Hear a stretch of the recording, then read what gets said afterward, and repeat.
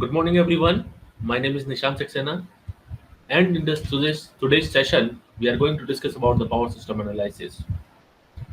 We are going to discuss about the symmetrical fault analysis, in which we are going to discuss about transients on transmission lines, short circuits of synchronous machines on no load, short circuit of a loaded synchronous machine, equivalent circuit of synchronous machine under subtransients, transients, and steady state conditions. How we are going to select the circuit breakers, the criteria for selection of circuit breakers, an algorithm for short circuit studies, analysis of three-phase faults. First of all, what are the short circuit studies and what are the symmetrical faults? So before this, I would like to discuss about what are the short circuits. Short circuits are the interconnection between the two phases of the line or from the phase to the ground. It may occur due to several reasons. For an example, equipment failure or the lightning strokes or the falling of the branches or the trees over the transmission lines, the switching surges, insulation failures due to the heavy currents, and the other electrical and mechanical causes. All these are collectively called as faults in the power systems. So, whenever such happenings occur in the power system and due to which the short circuit occurs, such type of happening is called as faults in the power system. So, a fault usually results in high current flowing through the lines, and if adequate protection is not taken, may result in damages in the power apparatus. For an example, there is a short circuit between the two lines, and due to which a large amount of current flows through the circuit. You remember always that the short is a fault is a low voltage phenomena. The voltage drops, but the current rises. The current may rise up to 2 to 3 times of the rated current. So it's always necessary to give the proper adequate protection to the equipment or to the transmission lines to provide to protect it from the damages. Before for this, we always have the relays for those circuits which senses these types of faults and detect the faulty condition and send the trip signal to the circuit breakers. Then the circuit breaker will operate and obviously it will disconnect the unhealthy portion of the section of the line from the healthy section of the line. So the short circuit studies, it's very important because it gives us the analysis of fault current due to which by which we can identify the protection of the devices, the level of protection, the coordination between the relays, and also the protection of the devices. So in this, we will discuss the effects of symmetrical faults on the system. Here, the term symmetrical fault refers to those conditions in which all the three phases of the power systems are grounded at the same time. For this reason, the symmetrical faults sometimes are also called as three-phase line to ground fault or 3LG faults.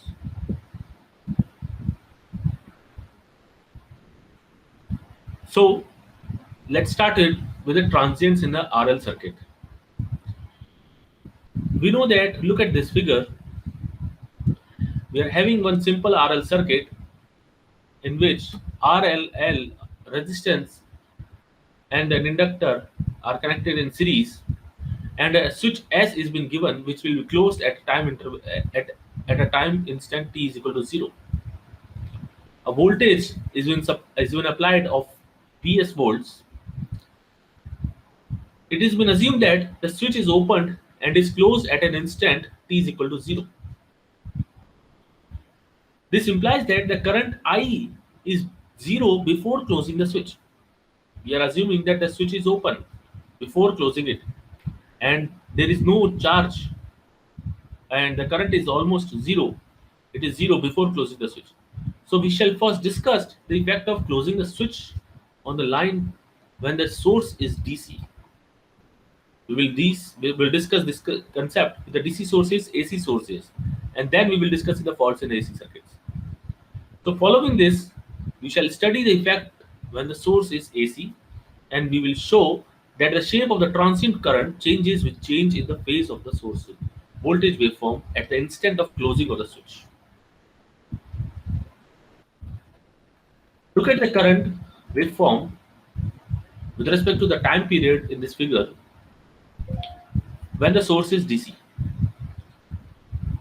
When the DC source is applied, that is V is equal to VDC, then the line current is been given by a differential equation, which is equal to nothing. We all know that di by dt is equal to minus R upon Li plus 1 upon LVS. Now, the solution of this equation is equal to the to it is equal to e to the power is the sum of exponential term plus an integral term. Now, look at this graph. We can see that the slope of the current rises. The current rises with respect to the time period, and it reaches to some steady state condition after some time period of around 0.04 seconds. More profoundly, it reaches to the 90% or 90% of the final value before the 0.04 seconds. And also, it is reaching to the 63.2% at the instant of less than 0.02 seconds. It is almost around to be 0.015 seconds. So with this equation, this is a plot from getting the from this equation itself. And when we assume the initial conditions, that is the current was zero before the switching the S before switching the closing the switch S, then we can say or rewrite the above equations. We can rewrite this equation. We can rewrite this equation as this: IT is equal to VDC upon R, where R is the resistance of the circuit, VDC is the applied voltage or the supplied voltage, R upon L is the time constant. It is also defined as by tau. It is the time constant of the circuit. T is the time period of the instant time period. And finally, it can be written like this: VDC upon R 1 minus e to the power t by tau, where tau is equal to L upon R, which is the time constant of the circuit. Now let us assume some of the basic some values for this, and let's calculate the rate of change of current with respect to the time period. So when I am assumed that R is equal to 1, and for the inductance L is equal to 10 millihenry, and the VDC is equal to 100 volts, then the time response of the current is shown in the graph, for the which the steady state value is coming to be around 100 amperes. The time constant of the circuit is L upon R. That means it is equal to 0.01 by the time in which the current IT reaches 63.2%. So the time constant, it is almost be taken to be when the current reaches to the 63.2% of its value or the 5t time period, then it gives me the time constant. Approximately it is equal to the 5t of the value. Then its value, and it is obtained that the rate of change of current with respect to the time period, that is di upon dt, is coming to the 10 to the power 4.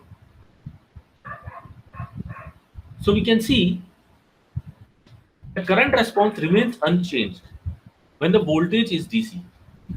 This is, however, is not in the case when the circuit is excited by an AC source. Now let us assume the source is an AC, which has been defined by the equation 6.5, where the source voltage is been given by root 2 Vm sine omega t plus alpha, where Vm is the peak voltage and alpha is the phase difference, and omega is the frequency. Now, if alpha is the phase angle of applied voltage, then the system response changes with a change in the alpha. As soon as the alpha is varying, the response will also vary. So the solution of equation number 6.2 For the source voltage of 6.5, this equation, for this equation 6.2, source voltage is AC, which has been given by 6.5, will be equal to the sum of the AC current plus the DC current. That it will be having the two components, the AC component as well as the DC component. Now, the important thing is that when you substitute the values, the AC current is equal to root 2V upon Z sine omega t plus alpha minus theta. Where theta is the impedance angle and Z is the total net impedance of the circuit. And the current, DC current, will be equal to 2 root 2 Vm, root 2 Vm upon Z sine alpha minus theta e to the power minus t upon tau. The tau is again nothing but the time constant, and Z is the impedance, which is equal to under root of r square plus omega l square, and theta is the impedance angle, which has been given by the tan inverse omega l upon r. Now the system response for the Vm, let's substitute the values. For Vm is equal to 100 volts and alpha is equal to 45 degree, we have assumed these things. The peak voltage is of 100 volts and the phase angle is of 45 degree. Then in this figure, both IAC and IDC are also shown in this. Let me show you the diagram. Look at this. In this response, we are getting the both components, that is the AC component along with the DC component. The DC component is exponentially decaying, whereas the AC component is varying with respect to the time period, sinusoidally varying with respect to the time period. Now go back to look at this again, the equation. It can be seen that IAC is steady state waveform of the circuit, while IDC dies out once the initial transient phase is over. Look at this. Look at this. The IDC is dying out. IDC is dying out and it reaches to zero after some time period, whereas the IAC is consistently varying simultaneously with respect to it is in a steady state. It is in steady state. Now, if the transient is minimum, and the transient is minimum when alpha is equal to 90 degree, when we substitute this alpha is equal to 90 degree, then obviously the transient will be minimum. It will be omega t sine component. Okay, the circuit is switched on almost at the zero crossing of the current. On the other hand, the transient is maximum when alpha is equal to 0 degree. That is, if the phase angle is 0 degree, then it will be giving you the maximum transient, almost at the peak of the current. Now this is the current waveform of the figure 6.5 before and after closing the switch. The switch is closed at 0.1 seconds, and you can see the transients came into the circuit, and it is having both the components IDC and IAC initially. Look at over here. It is having the IAC and IDC for the first cycle, for the first few cycles, 2 cycles, and then after this, the DC component is decaying. It is exponentially decaying, and only the AC component will be remaining. So once a fault occurs, the system is allowed to reach to the steady state. The current phasor is given by 240 upon 0.865 plus this. From where we are getting? We are getting it from the previous values which we have substituted. The current has a peak value of 95.28 amperes. Look at this. It is giving me the peak value at 95.28 amperes. But it can be seen that the current rises suddenly, and the first peak following the fault is 124 amperes. 124 amperes, which is about 30% higher than the post-fault steady state value. So it has to be noted that the peak value of the current will vary with the instant of the occurrence of the fault.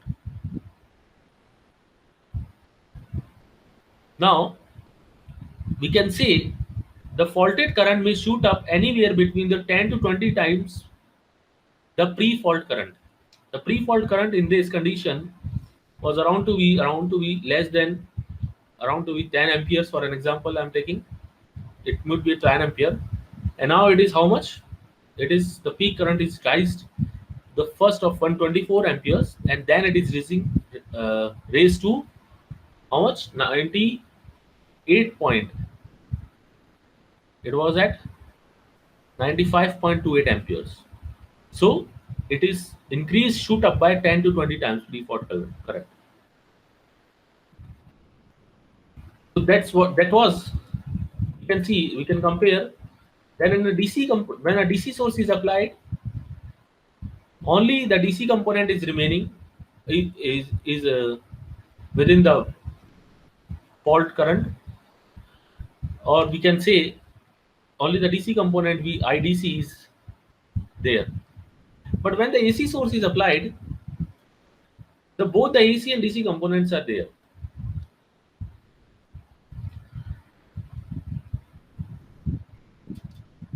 Now, one more thing I would like to bring into this: when we are having both the components IAC and IDC, we can say that it is of having a double frequency. It is having a component of double frequency. I will show you later. Now, when a short circuit is an unloaded synchronous generator, then how the armature current of the synchronous generator behaves. Now look at this. This is the typical response of an armature current when a three-phase symmetrical short circuit occurs at the terminals of an unloaded synchronous generator. The synchronous generator is not loaded. It is not supplying any power, electrical power to the system, but it is consistently running. So when a short circuit occurs, then what will happen? We can see that the DC component and AC component both again are present in the system. We can see over here that we are having the two envelopes. One is the DC component envelope and another is the AC component envelope. The DC is the decaying part and AC is consistently, first it is higher, then it follows the proper its own envelope.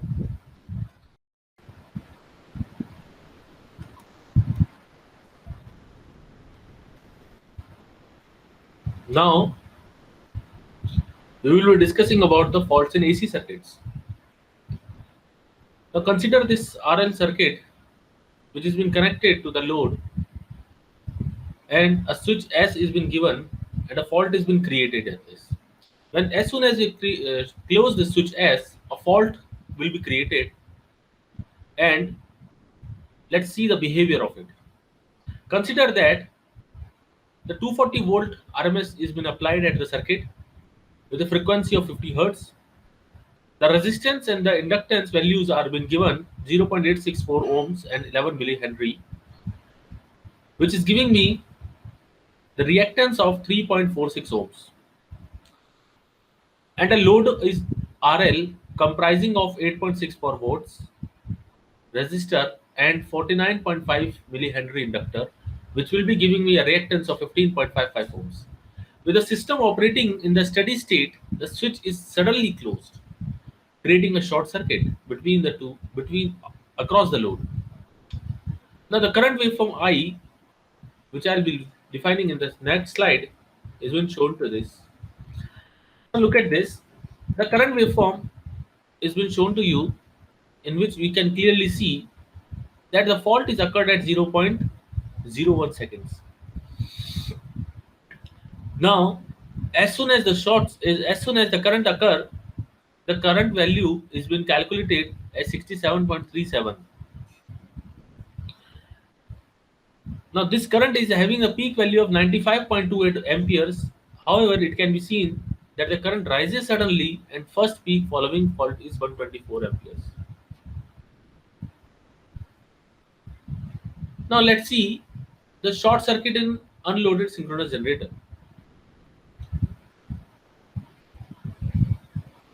A typical response of an armature current when a three-phase symmetrical short occur at the terminal of an unloaded synchronous generator is shown to you. and it has been assumed that there is no DC offset in the armature current. The magnitude of the current decreases exponentially from higher values to the lower values to the zero. The instantaneous expression for the current is being given by this. That will show you. It has been given by this equation, where Vt is the magnitude of the terminal voltage and alpha is the phase angle. Here it is the Vt is the terminal voltage and alpha is the phase angle. Now in this you can see there are two components. There are two components where the xd double dash, xd dash, xd are the subtransient reactance, transient reactance, and synchronous reactances. Basically, these subtransient reactance, transient reactance, and synchronous reactances are none other the conditions when we are having the inclusion of damper windings reactances, the field winding reactances, and armature reactances into the consideration for the net equivalent synchronous reactance. Now, in the subtransient reactance, basically the armature reactance, field winding reactance, and the damper winding reactances all are occurring together simultaneously, and they are being considered into the parallel combinations. So if when the three reactants are connected in parallel, then obviously the net equivalent reactance is will reduce, and since the reactance is reduced, the fault current will increase. The current will be having the higher values. So during the subtransient reactance period, during this first cycle, which is called as a subtransient period, the current value is quite high. Now during this transient period, what is happening in the synchronous reactance, that the damper winding has done its own work and it's completed. That means the reactance of the damper winding reactance has been eliminated. Only the field winding reactance and armature reactance will be into the consideration, and due to which the reactance is been increased. The net reactance, the synchronous reactance is increased. When the synchronous reactance is increased, then obviously the fault current reduced. So during the transient period, the fault current reduces from a higher value to the lower value. Then after again some time period, the field winding reactance is also eliminated, and only the armature reactance and the leakage reactance are in series and giving us the synchronous reactance. So again, the net equivalent reactance is again increased, and because of which the net equivalent current, short circuit current, is reduced.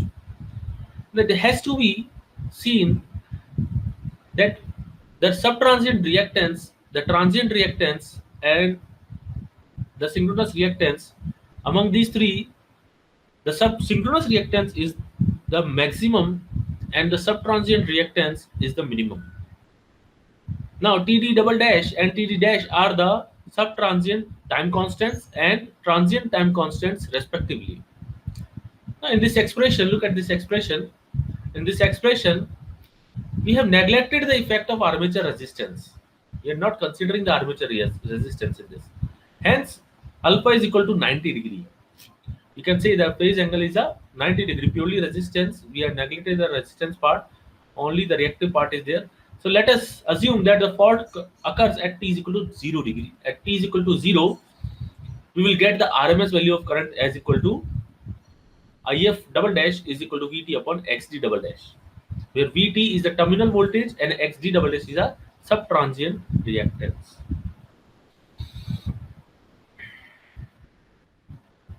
Now, in this, there are one more thing has to be considered, and that is that it follows there are two components. One is the DC component and one is the sinusoidally varying component. Now, this first term is of DC current component, that is a DC offset current. This is the DC component, okay, along with which is varying sinusoidally, and we are having one more component over here. So this fault current is equal to the root 2 Vt multiplication with the terminology used as 1 upon x d double dash minus 1 upon x d dash e to the power minus t by tau and plus x 1 upon x d dash minus 1 upon x d e to the power minus t by t dash plus 1 upon x d into sine of omega t plus alpha minus pi by 2. Now, this component is having the double frequency component in it, which is also termed as the doubling effect. The doubling effect is nothing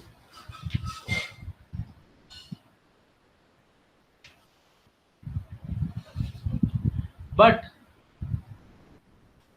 when we are having the two frequency components in this, it creates a trouble in that. Now let's discuss glimpses what we have studied today. We have studied about the short circuit studies. We have studied what are the different types of, what are the symmetrical faults, what are the faults, and how the short circuit studies are very beneficial for the power system analysis. With the help of short circuit studies, basically it helps us to identify the fault currents, and with the help of short circuit currents or the fault currents, we can easily determine the protection requirements for the different equipments connected to the system, power systems. For an example, we are having a circuit breaker and a relay which are being connected at a particular location. With the help of that, with the help of short circuit analysis, we do the settings of the relay, that at what pickup level, at pickup current, the relay should operate, and to avoid the maloperations of the relay. So it is very essential to understand the concept of short circuit studies. Usually, mostly, while going with the relays or while going for the relay coordinations, the three-phase short circuits or the line-to-line fault currents are being used. Basically, there are two types of faults. One is the symmetrical faults and unsymmetrical faults. In this, we have only studied about till today. We have only studied about the symmetrical faults over on an unloaded synchronous generator, and what is the transient behavior of a DC source, AC source, and a faults in AC circuits. Also, we have seen that how these DC source RL circuit is behaving. AC source is giving us the transients in current for the both transients in the AC circuits, which is having both the components AC and DC components. And in this graph, the transient in current for the different values of alpha is also shown to you. With the increase in alpha, you can see with alpha equal to 0 degree, we are getting the maximum peak of the current. And with the alpha is equal to 90 degree, we are getting a minimum peak of the current. So, further, we have studied about the faults in AC circuits, how the short circuit behaviors are being studied, and what is the behavior of the current waveform of the circuit after and before closing the switch S. We have also seen the short circuit in the unloaded synchronous generator, XD double dash. We have seen the different reactances of a synchronous machine during the different instances of the time period of the fault. We have seen that subtransient period, we have seen the transient period and synchronous steady state time period. Thank you. Thank you so much.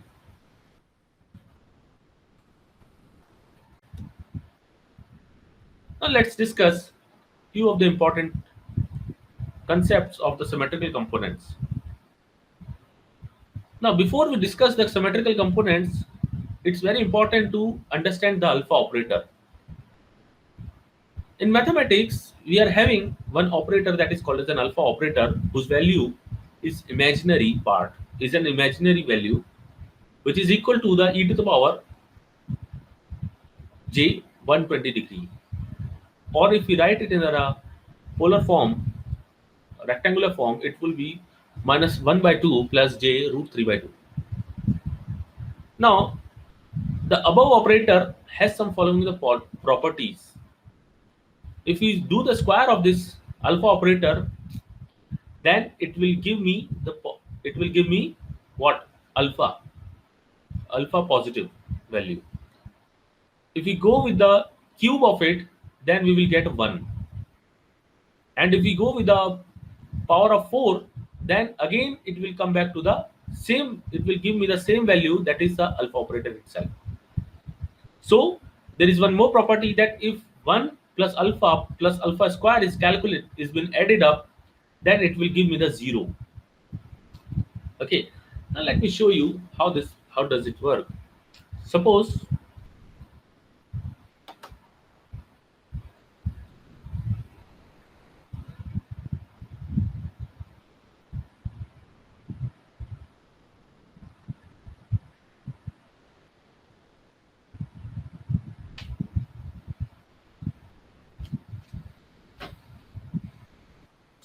we are having one circle in which it has been divided in a radial form with a degree of 120 degree, with a degree of 120. Now when we move this 120 degree, when we do the square of it, I will get what? The positive value of it. And when I will do the cube of it, I will again get the same value. Okay, and then after this, I will get the when I do the cube, I will get the 1, and when I do the power of 4, I will get again the 1. So it is basically nothing, but it is rotating with the magnitude keeping the magnitude constant. It is changing the phase angle. It is changing the phase, but keeping the magnitude constant. So anything multiplied with the power 1 will give you the 1 magnitude, but the phase angle is being difference by a 120 degree. So using the alpha operator, we can redefine this complete structure of the power system.